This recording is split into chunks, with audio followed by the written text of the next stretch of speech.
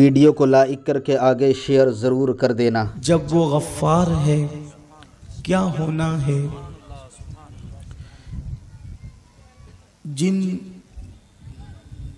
दो आयात मुबारका की मैंने तिलावत करने का शरफ हासिल किया है, अल्लाह तबारक व ताला ने उन दो आयात के अंदर क़यामत का तस्किरा फरमाया है।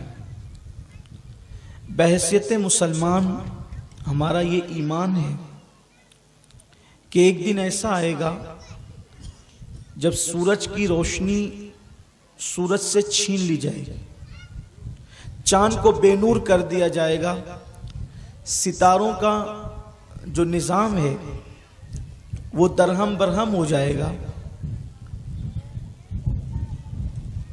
कोई किसी से मोहब्बत करने वाला नहीं रहेगा, कोई किसी से दुश्मनी करने वाला नहीं रहेगा, कोई मालदार नहीं रहेगा, कोई गरीब भी नहीं रहेगा, ना किसी के पास माल होगा, ना किसी के पास दौलत होगी, ना कोई बंदा उस दिन कंगाल कहलाएगा बज़ाहिर दौलत के हवाले से।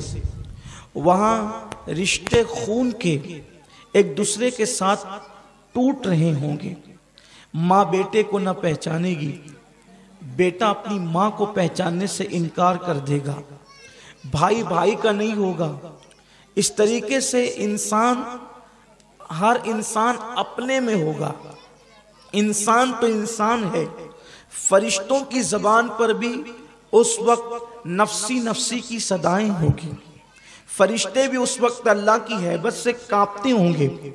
उस वक्त अल्लाह तबारक व ताला इरशाद फरमाता है कि जिस वक्त ये कैफियत होगी तो अल्लाह तबारक व ताला की जो ज़मीन है, ज़मीन के ऊपर इंसान ने जो अमाल किया है, यौमइज़िन तुहद्दिस व अख़बारहा, कि ज़मीन उसकी खबर देगी कि इंसान ने रात की तारीकी में ज़मीन के ऊपर सजदा किया था या ज़मीन के ऊपर गुनाह किया था, ज़मीन के ऊपर उसने अल्लाह की इबादत की थी या अल्लाह तबारक व ताला की नाफरमानी की थी, ज़मीन के ऊपर उसने अल्लाह तबारक व ताला की खशियत से आंसू बहाए थे या बेबाकी करके अल्लाह को नाराज किया था, अल्लाह को गज़बनाक किया था। उस वक्त ज़मीन खबर देगी।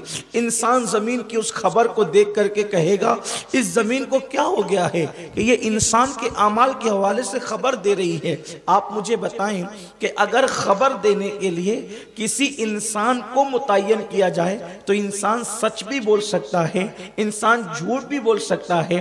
और फिर बात यह है कि हर इंसान दूसरे इंसान के साथ हमेशा नहीं रहता। मिसाल के तौर पर किसी की कितनी ही दोस्ती हो, किसी की कितनी ही कुर्बत हो, लेकिन दो दोस्त 24 घंटे में कभी न कभी तो जुदा होते हैं, कहीं न कहीं तो जुदा होते हैं, वो एक साथ नहीं रहते। लेकिन अल्लाह अकबर, इंसान कहीं भी हो वो जमीन के ऊपर ही तो होता है।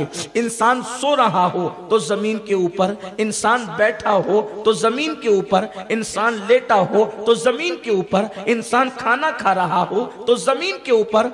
ये जमीन अल्लाह अकबर गोया के खुदाई जासूस है, खुदाई जासूस। इंसान जो कुछ करता है ये सब जमीन इस पर गवाह हो रही है। मुझसे पेशतर हाफिज साहब किबला ने किरामन कातिबीन के हवाले से आपको बताया, वो दो फरिश्ते तो गवाह है ही है, लेकिन अल्लाह अकबर जमीन भी इंसान के अमाल पर गवाह है। और अल्लाह के हबीब मुस्तफ़ा जान रहमत सल्लल्लाहु अलैहि वसल्लम इरशाद फरमाते हैं कि क़यामत के दिन इंसान के सर के बिल्कुल ऊपर सूरज होगा और इंसान के सर और सूरज के दरमियान सिर्फ एक हाथ का फासला होगा, बस सिर्फ एक हाथ का फासला। आप अंदाजा करें, जहां तक मेरी आवाज पहुंच रही है, थोड़ी देर के लिए जरा गौर करें कि इस वक्त तो सूरज सैकड़ों साल के फासले पर है। ये अभी जो जून का महीना चल रहा है, पहला हफ्ता जून का चल रहा है, मई का महीना गुजरा है, अभी सूरज चौथे आसमान पर है। चौथे आसमान से तीसरे आसमान का फासला 500 साल का है। फिर तीसरे आसमान और चौथे आसमान के दरमियान में जो खिला और गैप वाक़े हैं वो 500 साल है।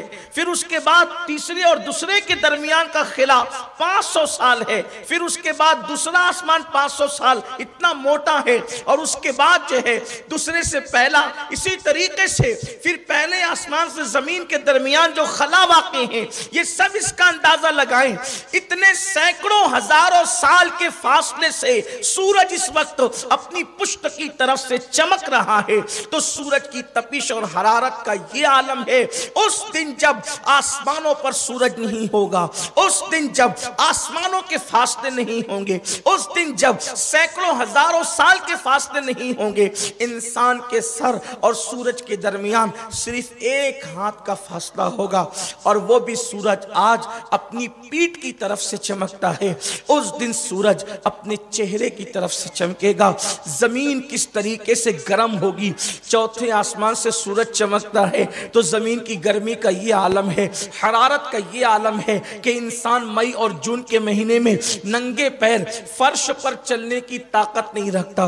मुसलमानों जरा सोचो, मेरे आका सल्लल्लाहु अलैहि वसल्लम के गुलामों जरा सोचो, खवातीन इस्लाम अगर यहाँ पर मौजूद है वो भी जरा सोचे, गौर करे कि अपने आंगन का फर्श जो हमने बिछाया है, जो हमने उसको तैयार किया है, अल्लाह अकबर, सूरज की तपिश ने उसको दोपहर की गर्मी में इतना हरारती कर दिया है, इतना गर्म कर दिया है, इस तरह से जो है उसके अंदर तपिश पैदा कर दी है कि हम अपने आंगन में जो है खुले आसमान के नीचे पैर नहीं रख सकते हैं, फर्श इतना गर्म हो जाता है। सोचो उस दिन जमीन कितनी गर्म होगी जब इंसान और सूरज के दरमियान सिर्फ एक हाथ का फासला होगा। फिर उस वक्त क्या होगा, उस वक्त का अंदाजा या उसकी पूरी तस्वीर कशी करना या उसकी अक्कासी करना या उसकी पूरी दास्तान को बयान करना इस मुख्तसर सी महफिल में मुमकिन नहीं है। मैं अपने मतलब की बात पर आता हूँ, दिल के कानों से सुनना, याद रखना, ये कोई कहानी नहीं है कि इसको आप नज़रअंदाज कर सके,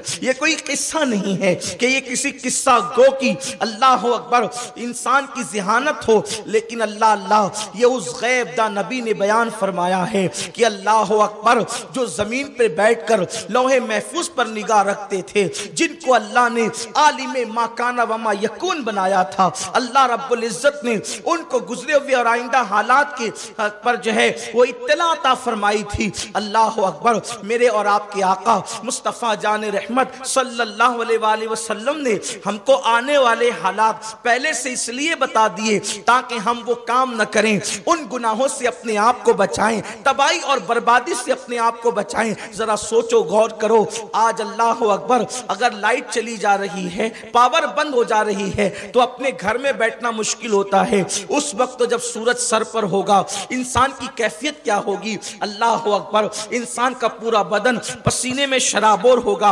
अल्लाह के हबीब मुस्तफ़ा करीम रऊफुर रहीम सल्लल्लाहु अलैहि वसल्लम फरमाते हैं उस वक्त जमीन इंसान के पैरों को पकड़ लेगी, उस वक्त जमीन इंसान के पैरों को पकड़ लेगी और इंसान से सवालात किए जाएंगे। इंसान के पैरों को जमीन पकड़ेगी और जमीन उस वक्त तक के इंसान के पैरों को नहीं छोड़ेगी जब तक अल्लाह उससे चंद सवालात न कर ले, अल्लाह ताला उससे कुछ पूछ न ले और वो उसका जवाब सही तौर पर न दे, उस वक्त तक कि उसकी छूट नहीं होगी। पहला सवाल, जब उसके पैरों को पकड़ लेगी तो अल्लाह की तरफ से पहला सवाल ये होगा कि तूने अपनी जिंदगी को कहाँ गुजारा।